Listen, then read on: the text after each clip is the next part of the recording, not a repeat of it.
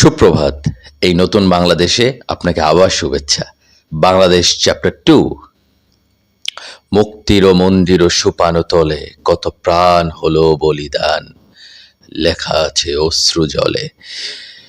আবারও লাল সালাম, আবারও অন্তরের মহব্বত তাদের জন্য পোষণ করছি যারা তাদের রক্তের বিনিময়ে আমাদেরকে আবার স্বাধীনতার স্বাদ পাইয়ে দিয়েছেন।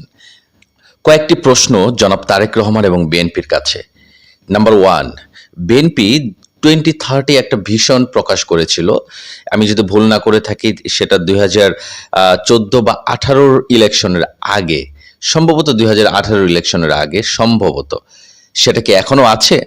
নাম্বার 2, বিএনপির জনাব তারেক রহমান একটি কথা বলেছিলেন তার সেই ভিশনে, যে বাংলাদেশে একই ব্যক্তি দুইবারের বেশি প্রধানমন্ত্রী হতে পারবেন না।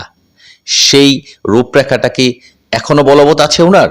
যদি থাকে উনি সেটা আজকের ওনার মহাসমাবেশে যেন প্রকাশ করেন। নাম্বার 3, আমরা সেই একই জিনিস পুরনো বোতলে আর দেখতে চাই না। বিএনপি বর্তমানে অনস্বীকার্য প্রধান রাজনৈতিক দলগুলোর মধ্যে অন্যতম। তাকে অবশ্যই স্টুডেন্ট মুভমেন্টের মূল থিমগুলো বুঝতে হবে, ফায়দা লোটার চেষ্টা যেন না করা হয়। এই আন্দোলনের একমাত্র সফল কারিগর বাংলাদেশের ছাত্র জনতা, যারা আপামর ছাত্র জনতা। কোনো রাজনৈতিক দলের মাধ্যমে এই বিপ্লব সংগঠিত হয়নি। সো কোনো ফায়দা লোটার চেষ্টা না করে অবশ্যই আপামর ছাত্র জনতার দাবিগুলোই যেন বাস্তবায়িত হয়। যে কোনো রাজনৈতিক দলকে বর্তমানে সেটাই প্রাধান্য দেওয়া উচিত। আমার বিশ্বাস জনাব তারেক রহমান এই কাজগুলোই করবেন। আদারওয়াইজ ছাত্র জনতা বিকল্প নেতা বেছে নিতে দ্বিধা করবে না।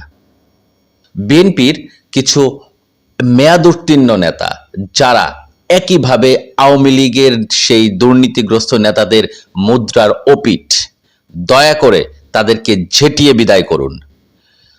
সম্পূর্ণ সৎ, নির্ভীক এবং তরুণ নেতৃত্বের অধীনে একটি দল পরিচালনা করার চেষ্টা করুন। একজন আপামর সাধারণ মানুষ হিসাবে আমার এতটুকুই বলার আছে।